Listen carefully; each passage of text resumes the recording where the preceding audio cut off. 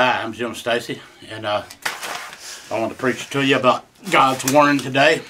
And we get my text from Proverbs chapter 29, verse 1, and the Bible says, "He that often reprove, hearten his neck, shall suddenly be destroyed, and that with remedy." And we know that when God says something, that's exactly what He means. He means, and He is giving us a good firm warning here. And the first person that comes to my mind is is Korah.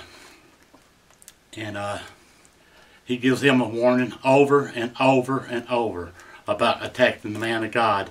And that's not the thing to do if you're in a church, okay? And he wouldn't listen. So judgment came upon him. The earth opened up and swallowed him and his men, 120 of them, but they had been warned time and time again. And you say, well, God ain't doing nothing to me for my sin. He is only doing everything.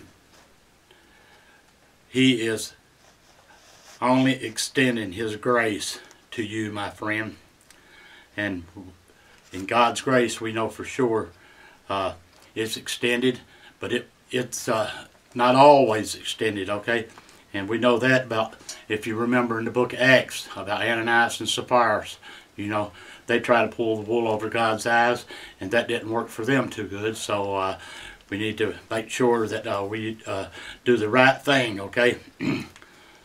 And once we know that, like the verse says again, "He that being reproved, hearken his neck, and shall suddenly be destroyed, and without remedy."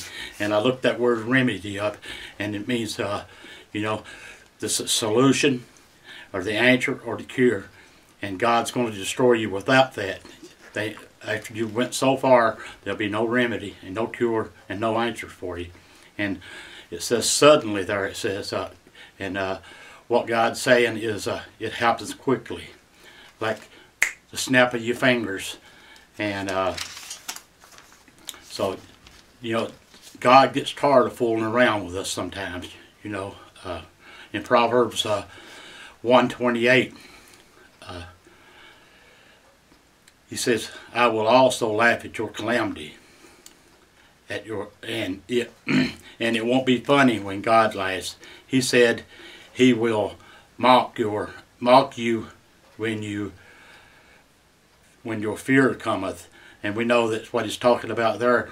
One day, that you're going to try to ask for forgiveness of God, but you can overstep the boundaries with God. So we need to make sure that we don't do that. And we had better heed to His warning, my friend. And that goes for you and me and all of us, okay? And I think God's clock is about to wind down. Don't wait too long to take care of your sin problem. And that's for sure. We need to, when we sin, we need to ask for God for forgiveness. We see over in 1 John 1:9, he says, "If we confess our sin, He is faithful and just to forgive us and cleanse us of all unrighteousness." And that is the cure for sin until you overstep the boundaries of God. And thank you. Have a good day. Bye.